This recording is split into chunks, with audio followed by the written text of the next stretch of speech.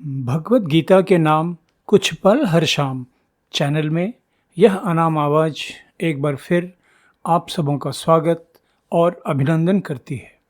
साथियों, आज के एपिसोड में आप सबों के बीच प्रस्तुत है भगवत गीता द्वितीय अध्याय का 18वां श्लोक।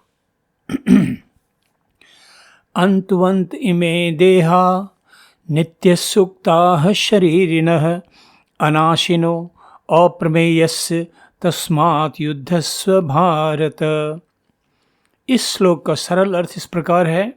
नित्य, अविनाशी एवं प्रत्यक्ष आदि प्रमाणों द्वारा न प्रमाणित होने योग्य आत्मा की यह देह नाशवान है, इसलिए हे अर्जुन तू युद्ध कर। साथियों, आत्मा नित्य एवं अविनाशी चेतन तत्व है।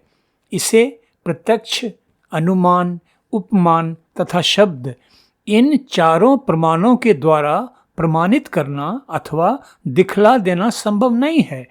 इसी कारण से आत्मा को अप्रमेय कहा गया है। आत्मा जिस शरीर में निवास कर रही है वह शरीर नाशवान है। इसलिए अर्जुन युद्ध नहीं करता है तो भी उससे युद्ध करने की इच्छा से आए कौरव पक्ष के सभी योद्धाओं के शरीर तो काल क्रमानुसार कभी न कभी नष्ट होना निश्चित ही है। इस प्रकार स्वजनों के मारे जाने के मोह से भ्रमित अर्जुन द्वारा युद्ध नहीं करने का निर्णय विवेकपूर्ण नहीं है। इसलिए योगेश्वर श्री कृष्ण अर्जुन को स्पष्ट आदेश दे रहे हैं कि वह युद्ध करे। साथियों, इस प्रकार विचार करने से दो बातें स्पष्ट होती हैं। पहली बात यह कि शरीर तथा उसमें स्थित आत्मा, ये दोनों पृथक पृथक सत्ताएं हैं।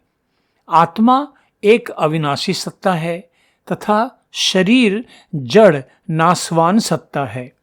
अधिकांश लोग अज्ञानवश इस जड़ शरीर को ही अपना वास्तविक स्वरूप समझते हैं, जबकि वास्तविकता यह है कि हमारा असली स्वरूप आत्मा है जो चेतन है। आत्मा की चेतन शक्ति से ही इस जड़ शरीर के सारे कार्यकलाप संचालित होते हैं। आत्मा जैसे ही शरीर से पृथक हो जाती है, बाहर निकल जाती है, शरीर मृत हो जाता है। शरीर के सारे क्रियाकलाप बंद हो जाते हैं और यदि मृत शरीर की अंतिम क्रिया न कर दी जाए तो वह सड़ गल कर दुर्गंध देता हुआ स्वतः नष्ट हो जाता है।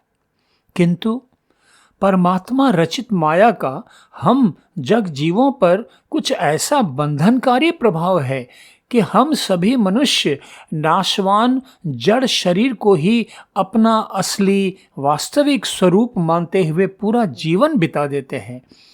आत्म निरंतर नहीं रहने के कारण हमारी इंद्रियां अपने अपने विषयों के भोग में लगी रहती हैं। मनुष्य का स्वभावतः चंचल मन उसे तरह तरह के सांसारिक प्रलोभनों में भटकाता रहता है। कर्म फल की आसक्ति से मनुष्य अज्ञानवश अनेक प्रकार के सांसारिक कर्म करता चला जाता है, जिसके फलस्वरूप वह उन कर्म बंधनों में फंसकर बारंबार अनेक प्रकार की योनियों में जन्म लेकर जन्म मरण का दुख झेलता रहता है। योगेश्वर श्री कृष्ण अपने शिष्य अर्जुन को शरीर और आत्मा संबंधी इसी अज्ञान से उबारने का प्रयास कर रहे हैं। यदि अर्जुन को इस बात का ज्ञान होता कि हम जगजीवों का असली स्वरूप तो शरीर नहीं बल्कि आत्मा है जो सनातन है, अविनाशी है, तो वह युद्ध आरंभ की इस महत्वपूर्ण निर्णायक घड़ी में युद्ध नहीं करने का अविवेकपूर्ण निर्णय तो नहीं लेता। इसलिए श्री कृष्ण धैर्यपूर्वक बड़े विवेकपूर्ण तरीके से अर्जुन के अपने आत्मीयों के शरीर के प्रति मोह को दूर करने संबंधी उपदेश दे रहे हैं, क्योंकि अर्जुन द्वारा युद्ध नहीं करने का निर्णय तो केवल अपने आत्मियों के शरीर नष्ट हो जाने की मोह माया के कारण ही है। यही कारण है कि श्री कृष्ण बड़ी चतुराई से सबसे पहले अर्जुन को शरीर के प्रति मोह दूर करने संबंधी अनेक प्रकार के तर्क दे रहे हैं। श्री कृष्ण अर्जुन को भरतवंशी होने के रूप में संबोधित कर उसे अपने महान, गौरवशाली, यशस्वी वंश के वंशज होने की याद दिलाते हुए उसके शौर्य तथा पराक्रम की दबी हुई भावना को जगाने का भी चतुराई से प्रयास कर रहे हैं। श्री कृष्ण तो योगेश्वर हैं, परम ज्ञानी हैं, इसलिए उन्हें तो कोई मोह माया ग्रसित नहीं कर रही है। उनका लक्ष्य तो स्पष्ट है। न्याय संगत अधिकार प्राप्त करने संबंधी समझौते का हर संभव प्रयास नकार दिए जाने के कारण ही युद्ध की यह स्थिति उत्पन्न हुई है। इसलिए यह युद्ध एक प्रकार का धर्म युद्ध है, क्योंकि यह अन्याय के प्रतिकार के लिए किया जा रहा युद्ध है, जो हर क्षत्रिय का परम कर्तव्य माना जाता है।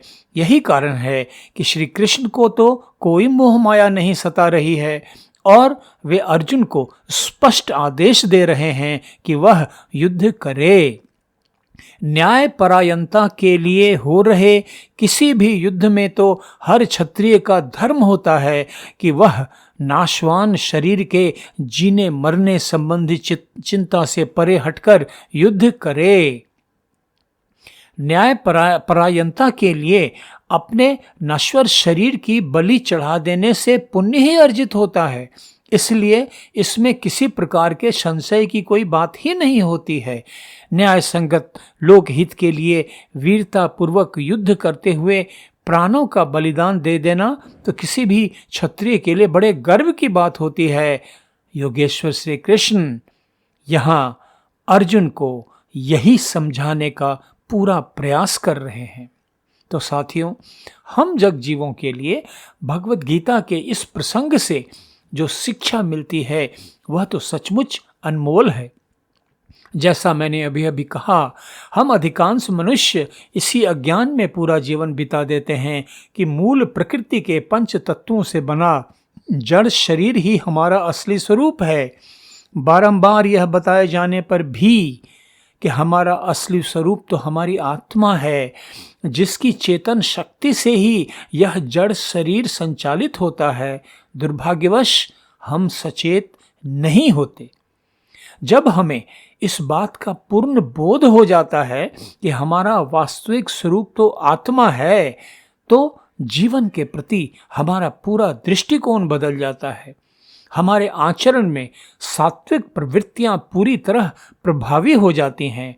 जीवन में शांति और स्थिरता आ जाती है। दैनिक जीवन की समस्याएं हमें विचलित नहीं कर पाती हैं। जीवन सहज ही आध्यात्मिकता के मार्ग पर चल पड़ता है और जीवन का चरम लक्ष्य ईश्वर प्राप्ति हो जाता है, जिससे यह मानव जन्म धन्य हो जाता है। साथियों, इसी के साथ आज का यह एपिसोड यहीं समाप्त करता हूँ। भगवत गीता द्वितीय अध्याय के 19वें श्लोक के अर्थ तथा व्याख्या के साथ कल फिर आप सबों के बीच उपस्थित होऊंगा। तब तक आप सबों के जीवन की सांसारिक उन्नति के साथ साथ आध्यात्मिक उन्नति की भी शुभकामना करता हूँ। धन्यवाद। नमस्कार।